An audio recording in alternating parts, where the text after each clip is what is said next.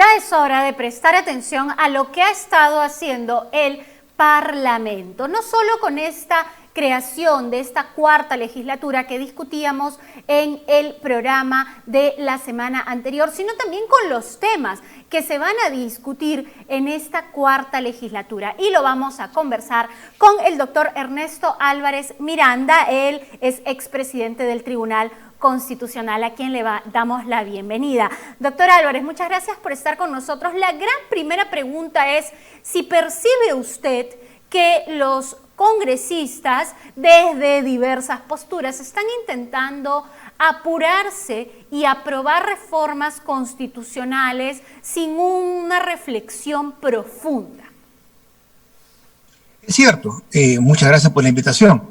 Es cierto, hay muchos congresistas que están con mucho afán de aprobar reformas constitucionales porque perciben de que estas son necesarias o perciben de que es necesario para su popularidad futura aprobar reformas que puedan servir para una candidatura regional o provincial. Más artículos de la Constitución Política del Perú. Ahora, vayamos por partes, doctor, en cuanto a las reformas que se quieren tratar en esta cuarta legislatura. Ya hemos visto que hay todo un tema de discusión respecto a la cuestión de confianza. ¿Y usted como especialista cree que debe regularse la cuestión de confianza? Lo que ha dicho, por ejemplo, Marche Jade, es que lo que quieren es que en un futuro gobierno totalitario no se pueda disolver el Congreso.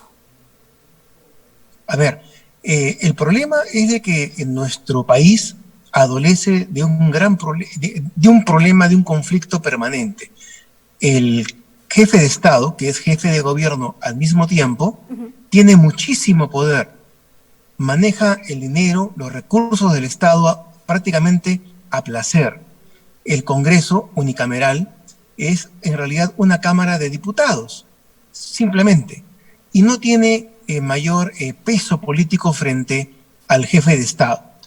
Por tal motivo, la cuestión de confianza, que no corresponde a un presidencialismo, puede ser y ha sido usada para amedrentar, para poner contra las cuerdas a una Cámara de Diputados inexperta, que además no tiene reelección inmediata. Por ende no tiene mucha experiencia tampoco. Por supuesto. Y puede hacerse cuestión de confianza actualmente con cualquier proyecto de ley. Es más, cada semana el Ejecutivo podría enviar al Congreso un proyecto de ley adjuntando una cuestión de confianza. Así, el Congreso no podría ni siquiera modificar una letra de cada proyecto de ley del Ejecutivo. Y eso no es necesario esperar a que surja un totalitarismo, sino que cualquier presidente de la República, hombre o mujer, de derecha o de izquierda, puede juzgar de que está actuando correctamente o que el proyecto de ley es importante, es adecuado, e imponer su voluntad dejando de hacer política, o sea, dejando de tratar de convencer y consensuar. Simplemente presentar su proyecto de ley cada semana con su cuestión de confianza, y eso quiebra el equilibrio de poderes, quiebra el principio democrático de separación de poderes, los checks and balance famosos. Por tanto, sí es necesario limitar la cuestión de confianza. Es fundamental. Es más, yo diría hasta eliminarla, porque en realidad no tiene sentido. Fíjese, el voto de confianza tiene como correlato la censura, y eso conlleva la disolución de la Cámara. Claro. Pero la cuestión de confianza, que es diferente, puede efectuarse, puede plantearse en cualquier momento y no tiene una respuesta, un equilibrio por parte del Congreso. Pero se debe hacer en este momento. ¿Es este Parlamento el que cree usted debería estar facultado? ¿Es legítimo? Sí, yo creo que es urgente. Lo más urgente que existe en este país en este momento es que el nuevo presidente de la República no tenga a su libre albedrío la cuestión de confianza, porque eso causa un desequilibrio que puede ser mortal para el régimen democrático.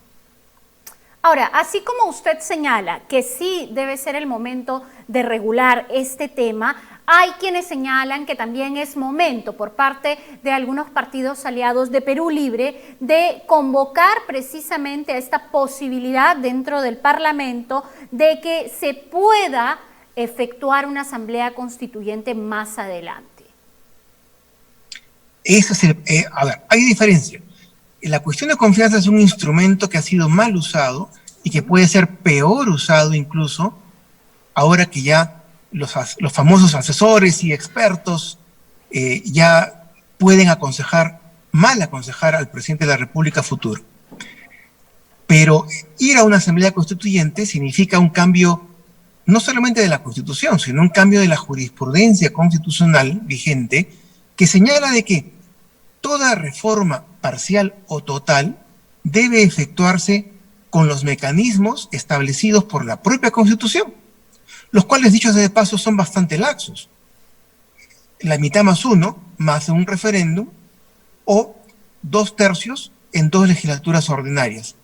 Se ha hecho muchas modificaciones, muchas reformas constitucionales, y se puede hacer, como quiso la comisión de Henry Pease en su momento, una modificación constitucional total, pero en forma reflexiva y a cargo de los representantes políticos.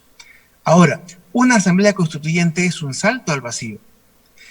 Es planteada normalmente no por aquellas personas que están comprometidas por el régimen democrático, sino siempre ha sido planteada a nivel latinoamericano por aquellas personas que quieren romper el modelo político, no solamente el económico, porque para eso bastaría la reforma constitucional.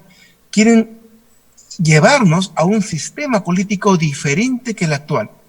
Por tanto, es lícito de que esto se tenga que discutir y reflexionar no solamente en este Congreso, sino se tenga que plantear en el siguiente Congreso, en el Congreso que ya ha sido elegido. Porque sería no una reforma, sino un cambio de sistema político que eso sí requiere mucho mayor reflexión, diálogo y ponderación. Hablemos de la bicameralidad, que es otro de los temas que está en juego. Y claro, hay quienes señalan que se hizo un referéndum para esto y la población dijo, no queremos 2 cámaras. ¿Por qué volver a tratarlo?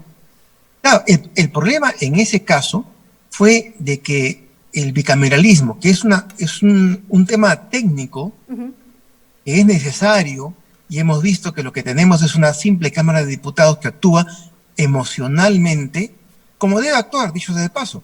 Los diputados recogen el sentimiento que hay en sus electores, el humor, actúan en forma inmediatista.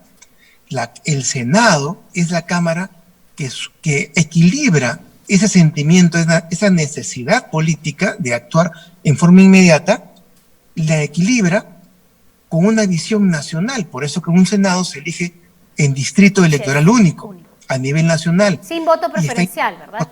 Va a tener experiencia. Entonces, siendo el bicameralismo necesario, sí se puede plantear su reforma dentro de los cauces de la Constitución, que es la mitad más uno de los votos conformes más un referéndum. Entonces, en lenguaje más coloquial, un referéndum cambiaría el sentido del otro referéndum. Siempre sería el pueblo consultado. O sea, en eso no hay problema. Y yo creo que sí es necesario porque es una reforma puntual. Eso no entraña un cambio de sistema político, un cambio de régimen, un cambio de modelo económico. Simplemente es un instrumento adecuar, modificar para bien el actual régimen político con un instrumento que se hace necesario y en realidad no es, ni siquiera abre debate, porque la inmensa mayoría de especialistas pensamos de que un Congreso debe tener 2 cámaras. Doctor, para no irnos muy brevemente sin la pregunta política, ¿cree usted que el presidente Francisco Sagasti ha cometido un error en estos últimos días al intentar conversar con ambas partes de un partido, del otro, que están, bueno, en espera del conteo, de que termine el conteo de votos, de que se vea el tema de las actas, y eso genera intromisión. ¿Cómo lo ve usted? Ha cometido un gran error.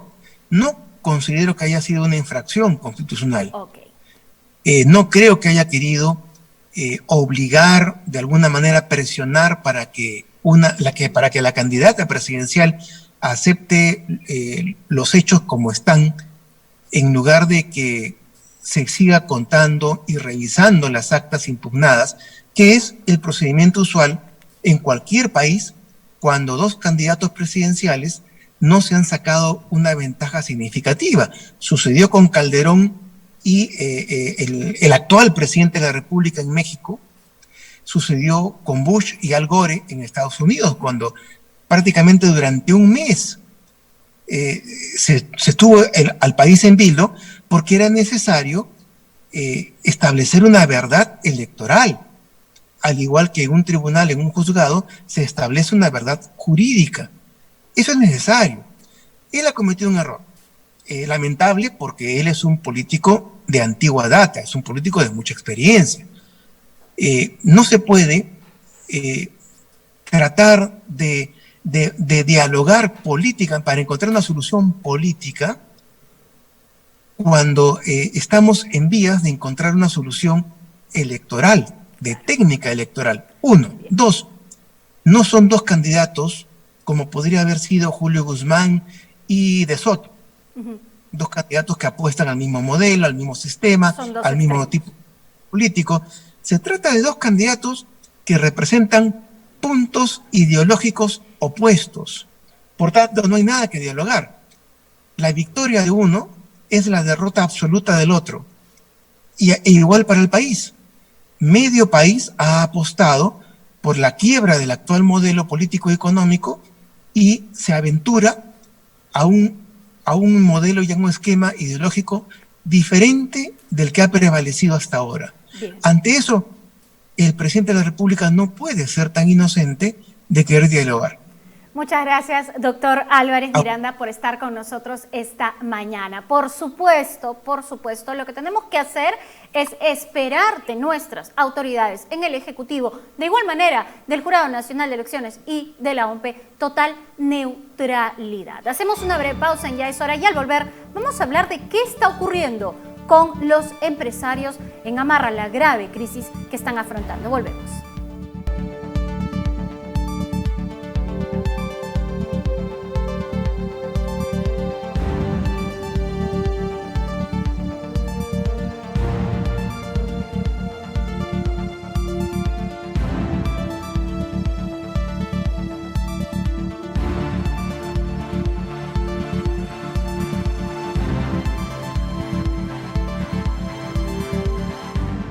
Dicen que somos un país pintoresco. Y es verdad, estamos llenos de colores. Y tu casa no debe ser la excepción. Dale vida a tu hogar con Pinturas Lozaro, 100% lavables y de perfecto acabado. Pinturas Lozaro, la calidad nos identifica. Encuéntranos en Ferreterías y Matizados.